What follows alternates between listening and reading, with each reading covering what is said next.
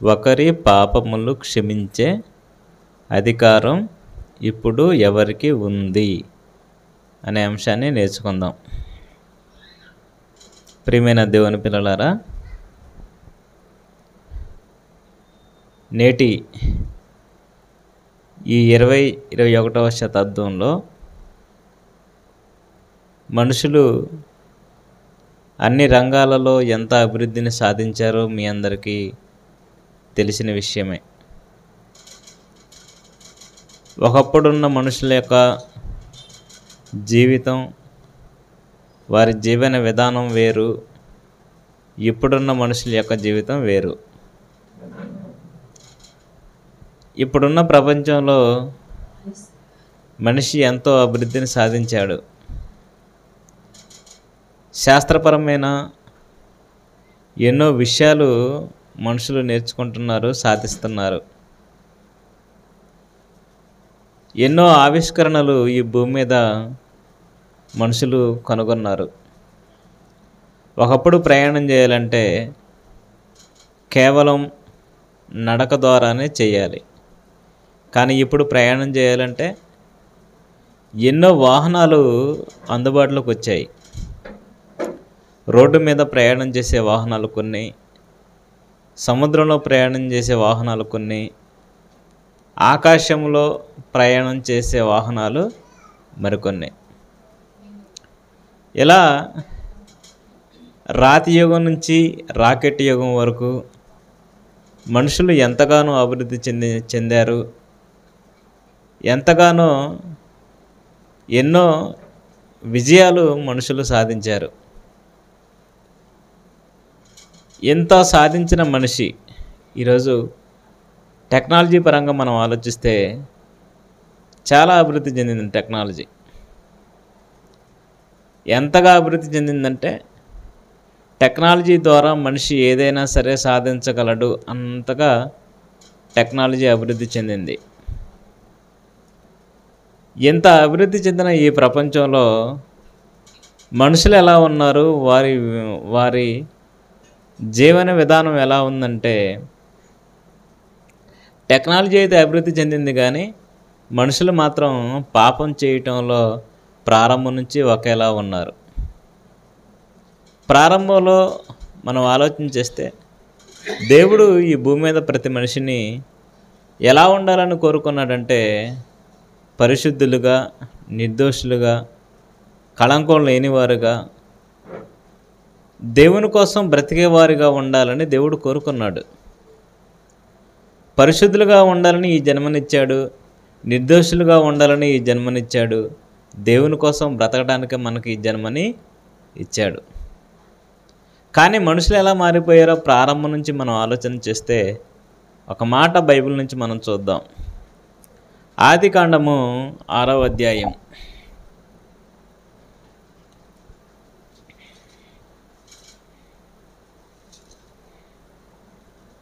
ఆదికాండము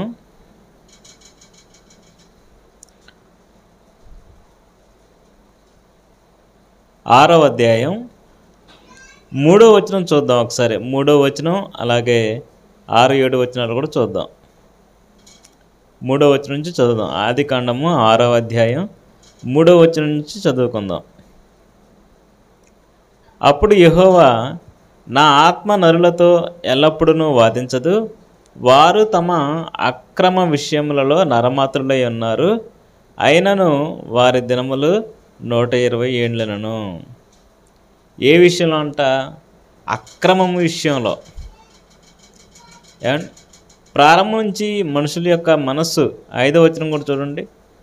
నరుల చెడుతనము భూమి మీద గొప్పదనియు, వారి హృదయం యొక్క తలంపులలోని ఊహ అంతయు ఎల్లప్పుడూ కేవలము చెడ్డదని యెహోవా చూసి.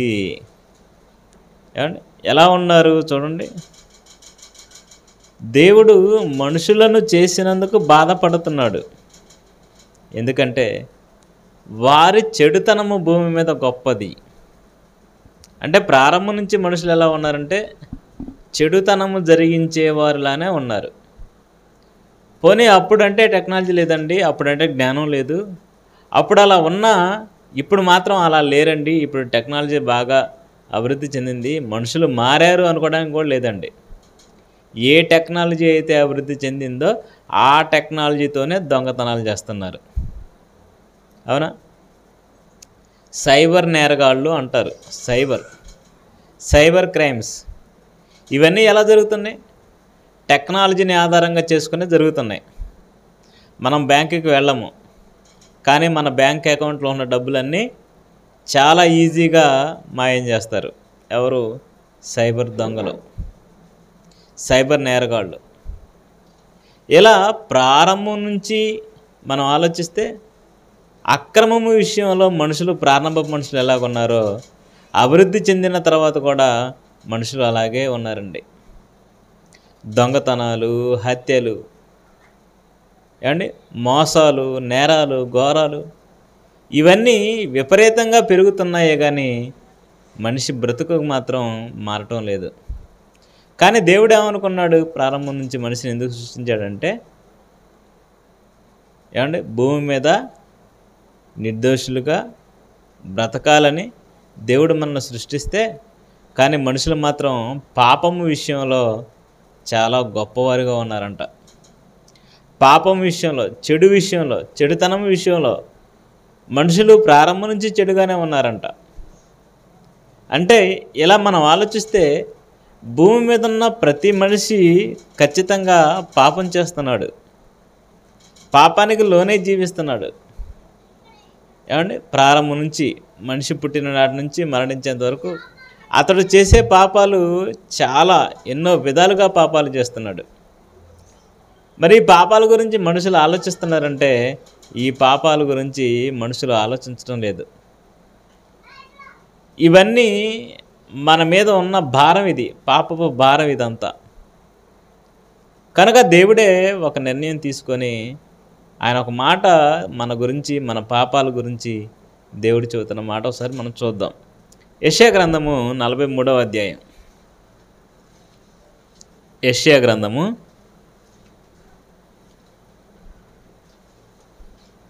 43వ అధ్యాయం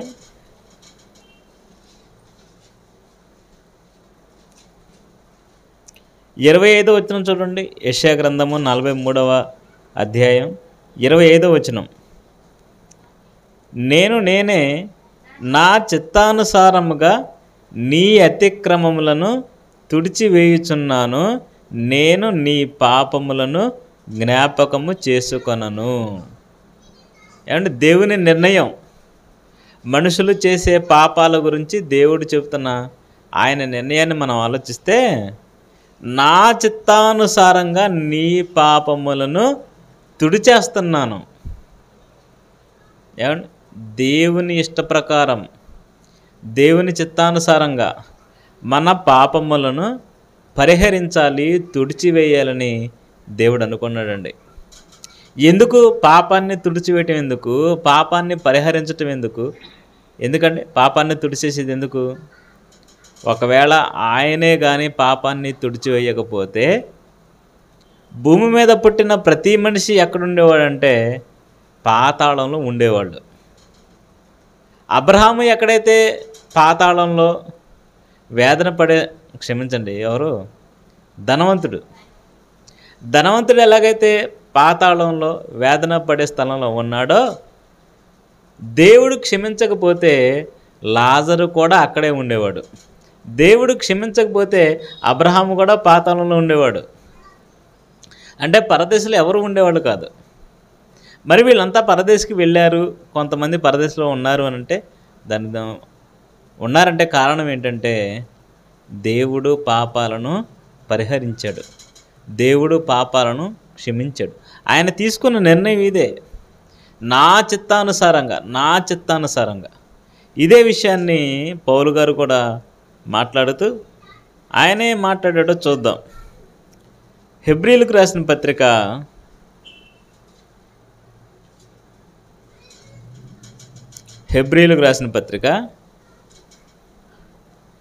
8వ అధ్యాయం, హెబ్రీలకు రాసిన పత్రిక 8వ అధ్యాయం 12వ వచనం చూద్దాం. హెబ్రీలకు రాసిన పత్రిక 8వ అధ్యాయం 12వ వచనం. నేను వారి దోషముల విషయమై దయ కలిగి వారి పాపములను ఇకను ఎన్నడును జ్ఞాపకము చేసుకొననని ప్రభువు సెలవిచ్చుచున్నాడు. నేను వారి దోషముల విషయమై దయ కలిగి. యెషయాలో మనం యెషయా గ్రంథంలో చదివింది నా చిత్తానుసారంగా నేనే అన్నాడు. ఇక్కడికి వచ్చేసరికి పౌలు గారు అంటున్నారు దేవుని గురించి దయ కలిగి. అంటే దేవుడు దేవుని ఇష్టప్రకారంగా ఏం జరిగిస్తున్నాడంటే, ఇక నేను మనుషుల పాపాలను జ్ఞాపకం చేసుకొనును, వారిని నేను క్షమిస్తున్నాను. వారిని క్షమిస్తున్నాను, వారి పాపపు భారాన్ని వారి మీద నుంచి నేను తీసేస్తున్నాను. ఇక ఎన్నడూ వారి పాపాన్ని నేను జ్ఞాపకం చేసుకోను. చూసారా, మనందరం రక్షించబడాలని, మనందరం దేవుని చెంతకు చేరాలి అని, మనం చేసిన అతిక్రమములను, మనం చేసిన పాపములను దేవుడు పరిహరించాలనుకున్నాడు. వాటిని ఎన్నడూ నేను జ్ఞాపకం చేసుకొని మాట ఇస్తున్నాడండి. ఏమంటే సాధారణంగా మనుషులుగా మనం ఎలా ఉంటామంటే, మన విషయమై ఎవరైనా ఏదైనా తప్పు చేశారనుకోండి, మన జీవితాంతం మనం దాన్ని జ్ఞాపకం చేసుకుంటాం. అవునా? పైకే క్షమిస్తున్నట్టు క్షమించాలే పో అంటాం అంతే. కానీ ఎప్పుడు ఏ సమయంలో దాన్ని తెర మీదకి తీసుకురావాలో ఆ సమయంలో మనం దాన్ని తెర మీదకి తీసుకొచ్చి సూటిపోటి మాటలతో వాళ్ళని మనం పొడుస్తాం. సాధారణంగా మనుషులు చేసేది అదే. ఏమండి, మంచిగా ఉన్నంతసేపు మంచిగా ఉంటారు. ఎప్పుడైతే చిన్న తేడా వచ్చిందా, ఇతని గురించి అతను, అతని గురించి ఇతను సూటిపోటి మాటలతో పొడుచుకుంటూ ఉంటారు. కానీ దేవుడు ఏమంటున్నాడు? ఆయనే పాపాల గురించి ఎత్తాలంటే మన పాపాలు ఎన్నో ఉన్నాయి, మనం మర్చిపోవచ్చు. మన పాపాలు, మన అతిక్రమములు ఎన్నో ఉన్నప్పటికీ దేవుడు ఏమని నిర్ణయం తీసుకున్నాడంటే, నేను ఇక వారి పాపములను జ్ఞాపకం చేసుకొనను, నా చిత్తానుసారంగా నేనే వాటిని పరిహరిస్తున్నాను అని దేవుడు మనం చేసిన అతిక్రమముల విషయమై ఆయన ఆలోచన కలిగి ఉన్నాడండి. అలా క్షమించడానికే, అలా మన పాపాలు పరిహరించడానికే యేసుక్రీస్తు వారిని ఈ భూమి మీదకి పంపించాడు. యేసుక్రీస్తు వారు కూడా ఈ భూమి మీదకు వచ్చిన తర్వాత ఆయన మన పాపముల విషయమై ఏం మాట్లాడాడో, ఏం చేశాడో బైబిల్లో చూస్తే మార్కు సువార్త 2వ అధ్యాయం, మార్కు సువార్త 2వ అధ్యాయం 1 నుండి మనం చూద్దాం.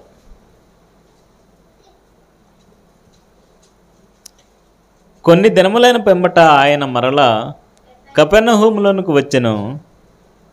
ఆయన ఇంట ఉన్నాడని వినవచ్చినప్పుడు అనేకులు కూడి వచ్చిరి కనుక వాకిటనైనను వారికి స్థలము లేకపోయాను. ఆయన వారికి వాక్యము బోధించుచుండగా కొందరు పక్షవాయువు గల ఒక మనుషుని 4 చేత మోయించుకొని ఆయన యొద్దకు తీసుకువచ్చిరి. ఏమండి, యేసుక్రీస్తు వారు వాక్యం చెబుతున్నాడు. వాక్యం చెబుతుంటే పక్షవాతంతో ఉన్న ఒక పేషెంట్ని మరి యేసుక్రీస్తు వారి దగ్గరికి తీసుకొచ్చారు. ఎందుకు తీసుకొచ్చారు? వాక్యం వినటానిక? అంతేనా? పక్షవాతంతో ఉన్న ఒక వ్యక్తిని 4 మోసుకొని ఎందుకు తీసుకొచ్చారు చెప్పండి? ఏ ఉద్దేశంతో తీసుకొచ్చారు వాళ్ళు? ఇతను కూడా చనిపోయే రోజుల్లో వాక్యం విని వెళ్తాడనేనా తీసుకొచ్చింది? ఇంకేదైనా ఉద్దేశం ఉందా?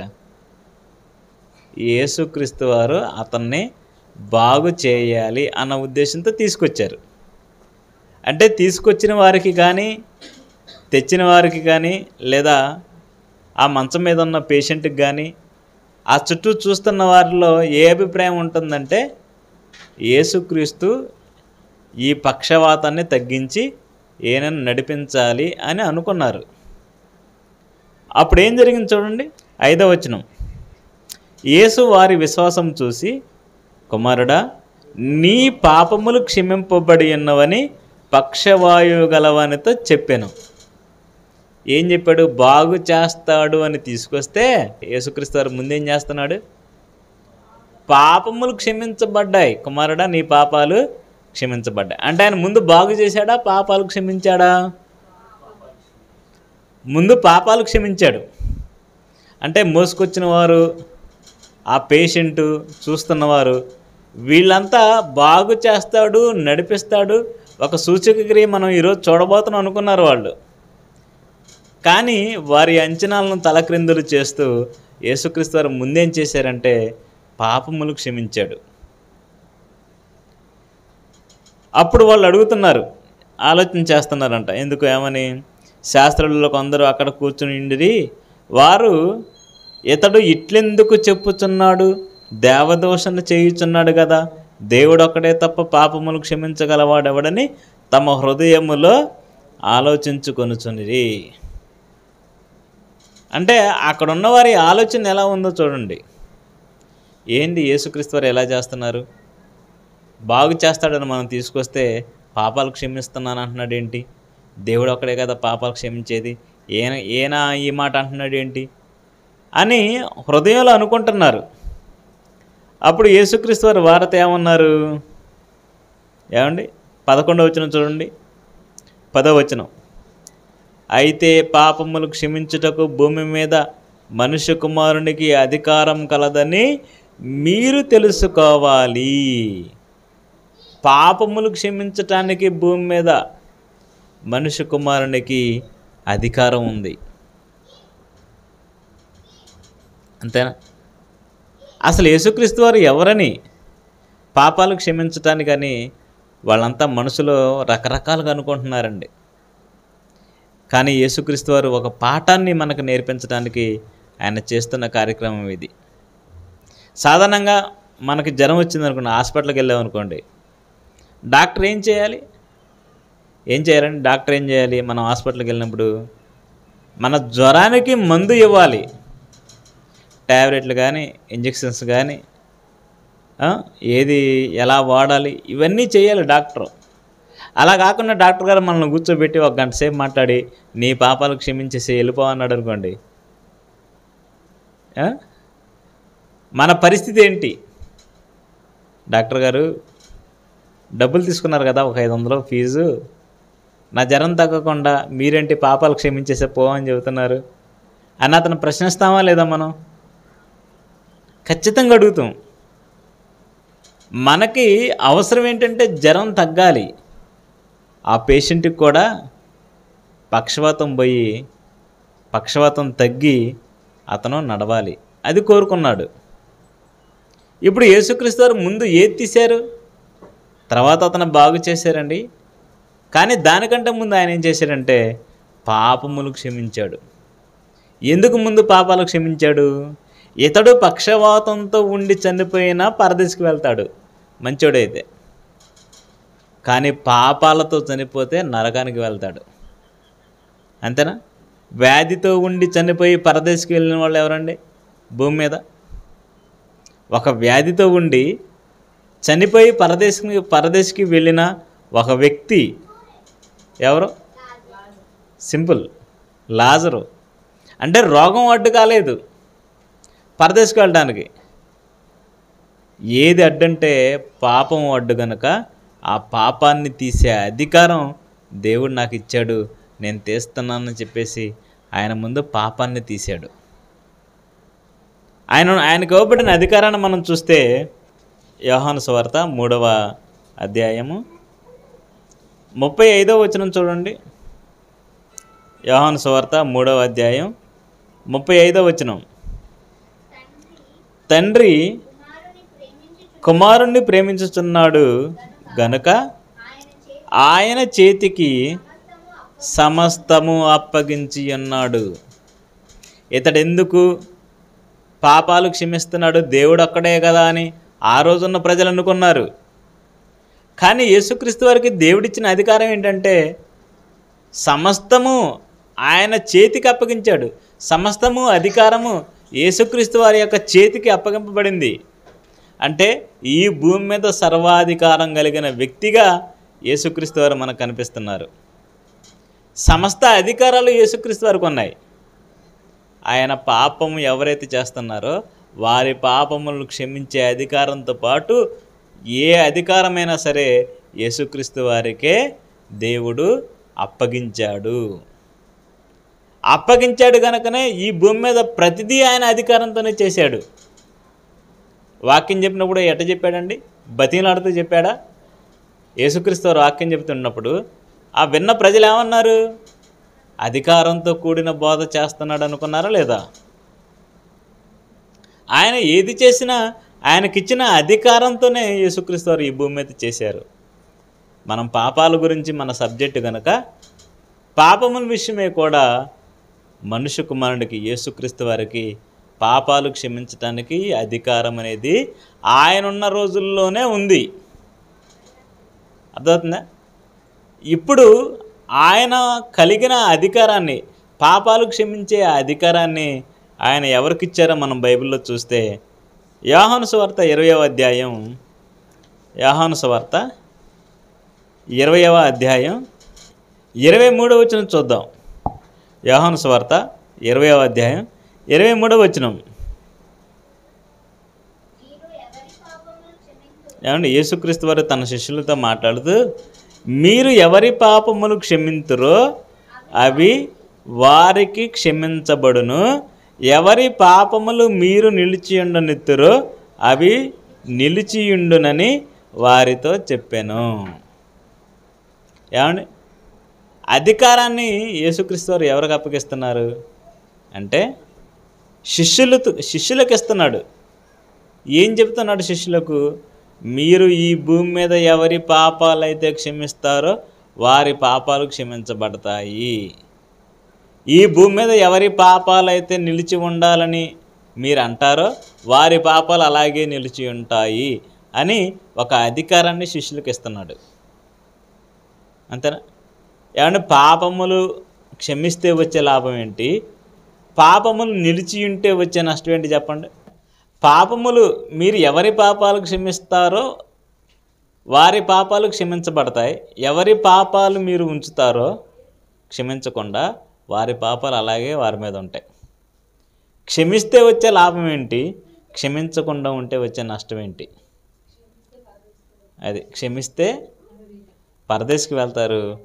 సంఘము ఎవరి పాపాలైతే క్షమించకుండా ఉంటుందో వారు నరకానికి వెళ్తారు. ఆ అధికారాన్ని యేసుక్రీస్తు వారు ఎవరికి ఇచ్చారంటే శిష్యులకు ఇచ్చాడు, సంఘానికి ఇచ్చాడు. అంటే పాపాలు క్షమించే అధికారం అంటే చిన్న విషయం కాదండి అది. అంతేనా? ఆ అధికారం ఈ భూమి మీద ఎవరికీ లేదు. మీరు అధికారాన్ని ఆలోచించండి. ఒక ప్రధానమంత్రికి పాపాలు క్షమించే అధికారం ఉందా చెప్పండి? ఒక ముఖ్యమంత్రికి లేదు. ఇంకా కిందకు వస్తే ఎమ్మెల్యేలకు లేదు, ఎంపీలకు లేదు అధికారం, ఒక కలెక్టర్కి లేదు, ఎంఆర్ఓకి కూడా లేదు. ఆ అధికారం దేవుడు వీరికి ఇవ్వలేదు. ఈ లోకాధికారులకు పాపాలు క్షమించే అధికారం ఇవ్వలేదు. ఒకవేళ మోడీ గారు నిలబడి క్రాంతికుమార్ నేను నీ పాపాలు క్షమించేస్తాను అన్నాడు అనుకోండి, ఆయన అన్న మాటను బట్టి నా పాపాలు పోతాయా? పోవు. ఎవరు నేను క్షమిస్తాను అన్నా కానీ పోవు లోకాధికారులలో. మరి ఎవరికి ఇచ్చాడు ఆ అధికారం అంటే ఈ భూమి మీద యేసుక్రీస్తు వారు సంఘానికి ఇచ్చాడు.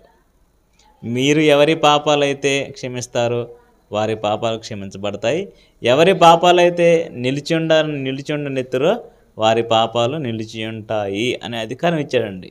మరో మాట చూడండి, మత్తయి సువార్త 18వ అధ్యాయం, మత్తయి సువార్త 18వ అధ్యాయం 15వ వచనం నుంచి.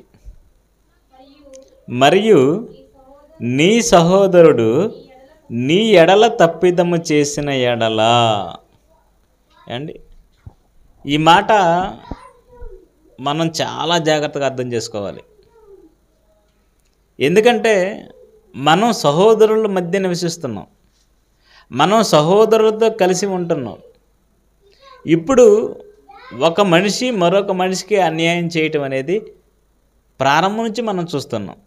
ఇప్పుడు సంఘంలో మీరున్నారు కదా, ఒకవేళ మీ ఎడలే మీ సహోదరుడు ఏమైనా తప్పిదం చేస్తే మీరేం చేయాలి అన్న విషయాన్ని యేసుక్రీస్తు వారు మాట్లాడుతున్నారు. చూడండి, సహోదరుడు నీ ఎడల తప్పిదం చేసిన ఎడల, నీ సహోదరుడు నీ ఎడల తప్పిదం చేసిన ఎడల నీవు పోయి అంటే మొదటి రూల్, మొదట ఏం చేయమంటున్నాడు? నీవు పోయి నీవును అతడును ఒంటరిగా ఉన్నప్పుడు అతనిని గద్దించుము. ఏమంటే ఎవరైనా తప్పు చేశారనుకోండి, తప్పు చేసినప్పుడు మనమే ఏం చేయాలంట? ఫస్ట్ మనమే అతని దగ్గరికి వెళ్ళాలంట. మరి మనుషులందరూ ఎలా ఉన్నారు? మనుషులంతా ఎలా ఉన్నారండి? ఎవరైనా మన ఇళ్ళలో తప్పు చేశారనుకోండి, నేను అతను మొహం కూడా చూడను అంటారు. ఇక అంతే అంటారా? అసలు అతనికి నాకు సంబంధం లేదంటారు. వాడే కుక్కలాగా నా దగ్గరికి రావాలంటాడు. ఇవన్నీ మనం విన్న మాటలే, మనుషులనగా విన్న మాటలు ఇవన్నీ. ఇక్కడ నీవు పోయి నీవును అతడును ఒంటరిగా ఉన్నప్పుడు అతనిని గద్దించము. తప్పు చేశాడు కదండి. తప్పు చేసినప్పుడు అతడు నీ దగ్గరకు రాలేడు కూడా. అప్పుడు మనమే దేవుని మాటను జ్ఞాపకం చేసుకొని మనమే తప్పు చేయకపోయినా అతని దగ్గరికి వెళ్ళాలి. అతని దగ్గరికి వెళ్ళటం చిన్నతనం కాదు, అతని దగ్గరికి వెళ్ళటం ఓడిపోయినట్టు కాదు. ఆ సహోదరుని మనం సంపాదించుకోవాలంటే ముందు మనం చేయవలసింది ఏంటంటే మనమే అతని దగ్గరికి వెళ్ళాలి. ఎప్పుడు? నీ ఎడల తప్పిదం చేసినప్పుడు. అతడు నీ మాట వినని ఎడల నీ సహోదరుణ్ణి సంపాదించుకుంటువి. నువ్వు వెళ్ళి గద్దించగా, నువ్వు వెళ్ళి విషయం చెప్పగా అతడు నీ మాట వింటే నువ్వు అతన్ని సంపాదించుకున్నట్టే. కానీ అతడు నీ మాట వినని ఎడల 2-3 సాక్షుల నోట ప్రతి మాట స్థిరపరచబడినట్లు నీవు ఒకరిని వెంటబెట్టుకొని అతని యొద్దకు పొమ్ము. నీ మాట వినలేదు కదా, అప్పుడు నువ్వేం చేయాలంటే బైబిల్లో దేవుడు చెప్పిన మాట ప్రకారం నీ మాట స్థిరపడాలంటే సాక్షిగా నువ్వు మరొకరిని తీసుకొని వెళ్ళు అని అంటున్నాడు.